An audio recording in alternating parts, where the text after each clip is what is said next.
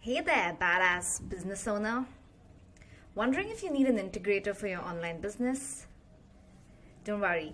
In this video, I'm going to kind of dive a little deeper and tell you who an integrator is and what are the different things they can roughly do to really help you scale your online business, and some of the problems I've helped my clients solve as an integrator, just to give you more context to this term and the role as well.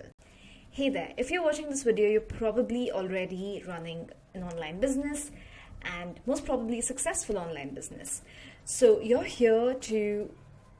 either in the category of sort of, you've heard the term what an integrator is, but you clearly don't know what the exact definition is. You've also heard the term what a remote systems integrator is. Or, you could be in the second category where you know what an integrator is, but you want to understand the tasks they kind of do to help you. So I'm Kirtana and I act like a fractional integrator to different agency owners and course creators. So in this video, I'm really gonna peel back and dial back a lot of levels so that you clearly understand what the definition of it is and of integrator as well as remote systems integrator. So let's get started without, confusing or, going around the bush anymore. Okay, so what is an integrator? So as a business owner, you're probably always playing catch up because you have a team to manage, you have a contractor pool to manage if you're using contractors, you have fulfillment to take care of, you have to ensure sales is coming through, you have to ensure marketing is happening for the online business. And many a time it seems like too much, right? Like you're like, hey, I only have this much time. How the hell can I clone myself? So the easiest way to clone yourself until that technology completely arrives is to get an integrator. An integrator is literally the second brain for a business owner. And what they do is, like, when you look at the org chart, right? Like you have the business owner, then you have the different departments within the org chart. So one could be sales and marketing, one could be sales, one could be marketing, one could be fulfillment, one could be operations, one could be admin, and fulfillment would have an overlap between operations and fulfillment. And the business owner is on top of all of this, right? Like he or she is really managing multiple departments. And when you bring on an integrator, it basically becomes the business owner, the integrator, and the rest of the departments. So then what happens is the business owner frees himself to really perform bigger tasks, which is bringing in more business, thinking in larger strides, taking bigger leaps, because they're not worried about the day-to-day of the business when the integrator is helping them fulfill all of this within the business. And the good thing about the integrator is I've spoken to so many of the business owners and clients that I work with, and they're like, hey, my team does not completely get me.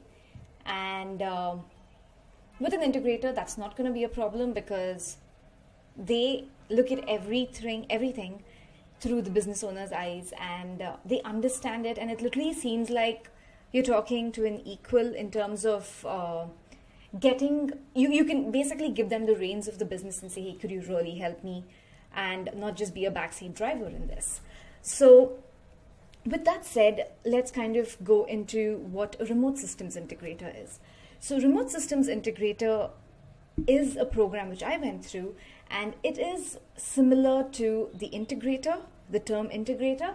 But where systems come into place is we live in a world where we have automations, we have tracking systems, we have SOPs. We could build out all of this, which was very different from our parents' time or our grandparents' time, right? You could still have SOPs, but you couldn't have that many automations if it was an offline business. So a remote systems integrator essentially uses different systems and tries to automate as many pieces which could be automated, create SOPs for pieces which could be which processes could be created with, and they do everything keeping in mind, hey, is this really going to affect the bottom line? If it's not, let's not look at it right now. Because for a business to stay afloat and a business to scale, money's got to keep coming in. And to do something just for the need of doing it is definitely a bad practice. Okay, so I really couldn't think of an offline example, but let me give you an example in the online sense of things. So if your team comes to you and says, hey, I need an SOP for this. So maybe the first thing you have to sort of see is this an SOP that the team really needs right now? If you don't have time and all of them are sort of maxed with their workload, is it directly impacting the bottom line? If it's not, you can put it away, right? Like it's not the main thing right now. And the practice of being able to look through that lens and immediately saying, hey, is this important right now or is this not, is super crucial. So a remote systems integrator basically uses systems as much as possible, and systems is not the primary thing. Like that becomes the secondary cherry on the cake. The first thing is the ability to be able to see the gaps in the different departments, in the business in general, and what small tweak could really be made to increase the overall income. So when you look at an online business, what are the different areas that the business has? The business has marketing and sales. So marketing and sales is sort of tied. In another video, I talk about why they should be considered as Siamese twins. You can take a look at that. And the link is in the description. So there's marketing and sales. There is operations. Then there is admin. There is also going to be payroll if you have payroll, and a HR department if you have an active hiring department. So when you look at all of this, what becomes super crucial? So the first step to look at is are the sales calls that are coming in, are we hitting a number which is the regular sales number, which is the leading indicator, like how many sales call bookings are we getting every month? Then the lagging indicator is how many of these did close. So if it's below the benchmark, an integrator would be like, hey, what's really wrong here? And look deeper, and it's like a nesting doll, right? Like you look at everything from the surface and then you go deeper depending on where you think there should be a fix. So imagine the business owner thinking of the high level tasks and doing this every day with only 24 hours a day. It gets really stressful, it gets very exhausting, and it also sort of slows your speed down, right? So an integrator acts as a crutch in a situation like this. Like they do all of this when the visionary is going up and being like, hey, I'm going to figure this piece out. Can you help me with the fulfillment or, the day-to-day activity? So, okay, now let's talk of tracking. We just spoke about how tracking is a key thing. So what an integrator would do would be like essentially ensure there's a tracking system in place and the team is using the tracking system. So that is one example. The second example could be client retention rate. So that's directly impacting the bottom line, right? Like if you could have a client stay for another 4 or 5 months by making a few small tweaks, is that possible? Yes, that's definitely possible, right? Like now as a business owner, you're bringing in more sales and you're like, oh my God, this is the last thing I want to figure out. So for client retention, if that's a serious problem, an integrator would then open the next Russian nesting doll and be like, hey, we're having bad retention because we have a terrible onboarding process. And that is sort of having a disconnect between what's being said in the sales call versus what's happening. Can we do anything to improve the onboarding process? And then immediately you're like, okay, now let's move to the onboarding process because that is in turn impacting the bottom line. Okay, so like that, an integrator would kind of look at all of these different problems in an online business, trying to make it as Henry Fordish or the factory line setup as possible.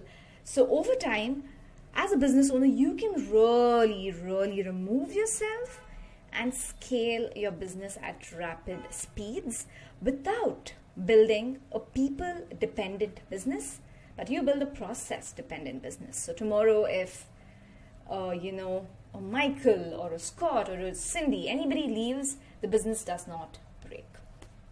Okay, so I hope you understood these two, and I also want you to take a look at my other video of what a visionary is, who a visionary is, and who an integrator is. If you want to understand a little more deeper as to, hey, what do these two terms really mean? I want to kind of dive a little deeper. I'm going to put the link of that in the description as well.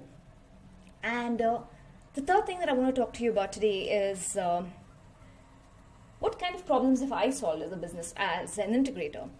And this is very interesting, right? Like, if I have so many different clients and each of them have different problems, and it's super fun to just firstly be able to analyze if that's a problem, and if that's a problem, to figure out a fix, and then look at it look at the fix and be like, hey, can we automate this piece, or should it be manually done, or should it be delegated out to somebody? Anyway, so one problem, so with one of my clients, so she had a small team, and but she was growing. So she was bringing in more contractors, more freelancers and things like that. And she was basically communicating to the team members individually, either through messages or Facebook Messenger. And client communication was happening over email. So as a growing team, imagine her messaging multiple people using multiple channels. And the second bit is going to be, when you don't batch the tasks you do as a business owner, there's going to be a lot of spillover of energy, right? Like when you switch from one task to the other, or one platform to the other, you break the flow state, and you kind of would take more time. You would take more time to complete the same task. So efficiency reduces, right? So what we did was we said, hey, this is directly impacting your growth. Let's go ahead and build a Slack channel for each of the individual clients and add the team who's going to be working on these individual clients, so that anything about that client can just go in there, and if you ever have to go back, you can just scroll up. It was a really, really simple fix, but that improved the efficiency of the overall team, which meant the bottom line could be taken care of. And all these are not really complex solutions, but some of them are. But the thing is, a business owner does not have space to think of all of this. They're so busy running at 100 or 150 kilometers per hour, or miles per hour. I mean, I'm from India, so we use kilometers. So at such speeds, you really can't slow down and be like, hey, what's happening here? So they don't have that space. Another problem was this same business owner expressed to me and said, hey, every single day, because it's a remote business, it's a remote agency, she's like, hey, every single day, I want to have a pulse of what my team's working on, because sometimes it's just nice to know. And that way I mentally know if a task is being taken care of, or I could get involved and say, hey, could you focus on this instead of that? Okay, makes sense. Does it affect the bottom line? Not directly, but maybe if the business owner knew, she could back off a little bit more and have her time, which is the business owner's time, be conserved. So does it affect the bottom line? Yeah, okay, sure. If it's going to give the business owner more space, which could then give them more sales, maybe it does. So what we then did was we created an automation daily bot, which would come into Slack at a certain time every morning and basically ask the team a couple of questions as to, hey, what will you be working on today? And that basically made the entire team come in every single day, leave a comment. In the beginning, it was slower, right? Like not everybody would do it every day. And over time, the team got into the habit of doing it every day. And so that was another thing. Now, let's talk about direct money related problems. So this one other client I was working with still, is, she runs an agency, and her immediate need of the hour is to bring in new people, new account managers very frequently.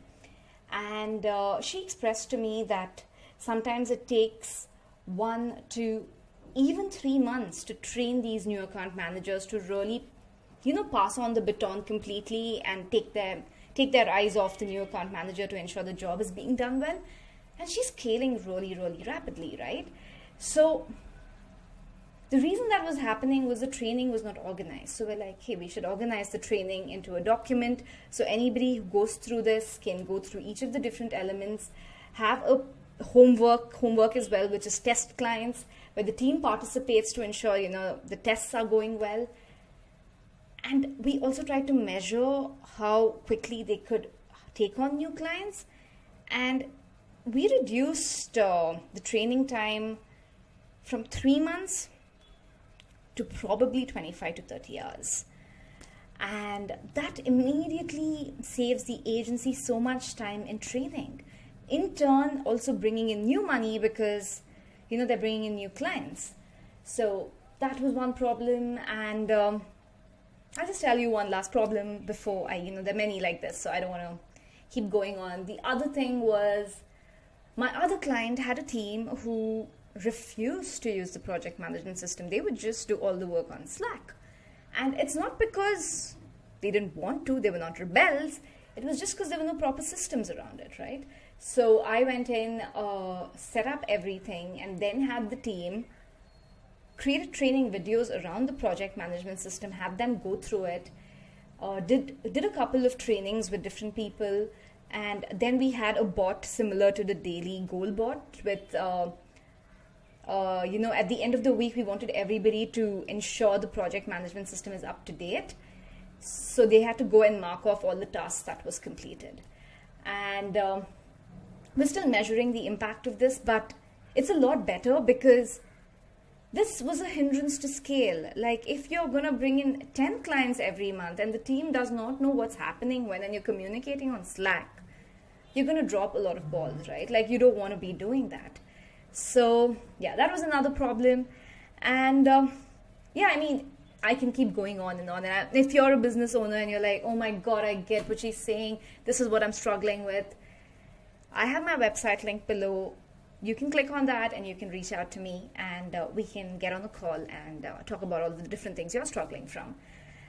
So that's really it. I hope you understood what an integrator means, what a remote systems integrator means, who a visionary integrator is. And if you want to really dive deeper into, I want to know exactly every single task a remote systems integrator or an integrator could be responsible for in the online business context, I have another video which I would love for you to watch. It's a 20-minute long video.